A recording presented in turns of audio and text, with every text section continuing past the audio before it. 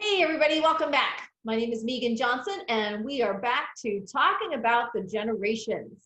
I am a generational expert, generational speaker, and a generational humorist. And what that means is I talk and write about the multiple generations we work with, we interact with, we live with, we talk to every day. And I like to have a once a week conversation with you and discuss what's been going on with the generations. Recently, I was speaking to Dr. Elizabeth Pogge while I was preparing for my upcoming presentation, a virtual presentation. How many of us are so sick of everything being virtual?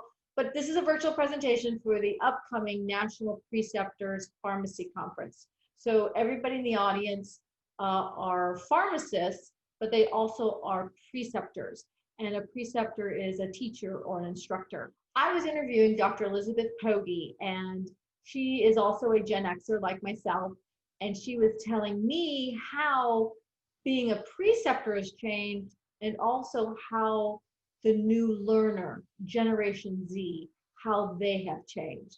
Let's listen to what Dr. Elizabeth Pogge had to say. So when I was a resident and a student, that was kind of some of the things that the preceptors did. That was one of the learning methods. It was this intimidation type learning tactic where, you would stand up and you give a presentation and then your preceptor would grill you, and they'll ask you all these questions. And students today do not respond well to that.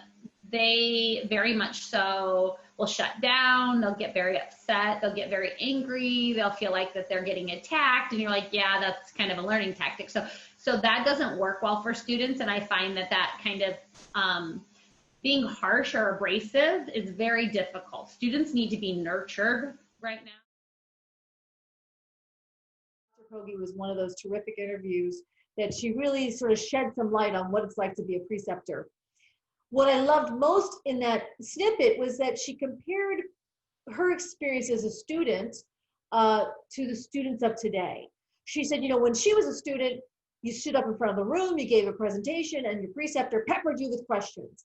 She called it sort of an intimidation technique. You didn't want to fail for fear of the reprisal from the preceptor. But she made the point that that approach would not work with students today because students today would shut down, get angry, disconnect. Now, when we talk about students of today, who are we really talking about? We're talking about Generation Z.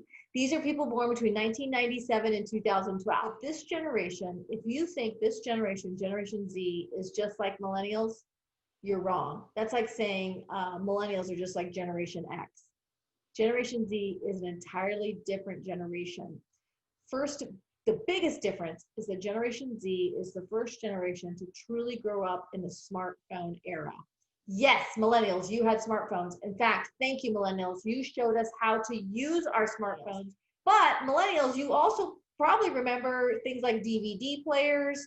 Some of you may not want to admit it, but you may remember dial-up. Remember those days? Dial-up. Who's on the phone? Get off the phone, while you dialed up. Generation Z has grown up in the smartphone era. That means they may have never held a textbook. That also means that they've had streaming services. So, it's no longer are we waiting to the DVD at Blockbuster ready. They've had streaming services since day one, and many of them have grown up with a smart home. I'm still getting used to the smartphone. Now my house is smarter than I am. I don't know how this happened. So how does this impact you as a leader or as a manager? Well, what that means is that when Generation Z comes on board, you no longer are the assumed expert.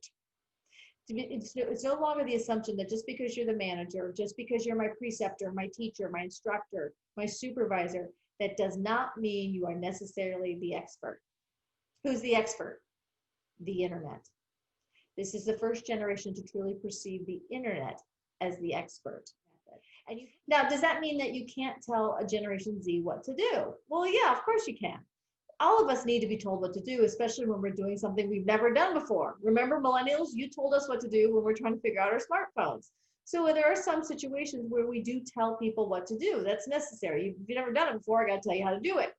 But when it comes to moving beyond those basic skills, it becomes more of a coaching exercise with Generation Z versus a telling exercise. What that means is you're going to put a priority over inquisitiveness and curiosity versus telling someone.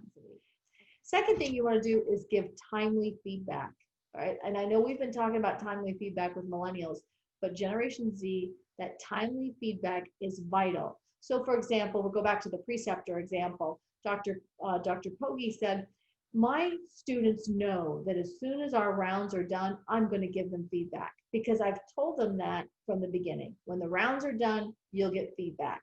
So what you're telling me, Megan, is you had to coddle this younger generation, Generation Z. Not at all.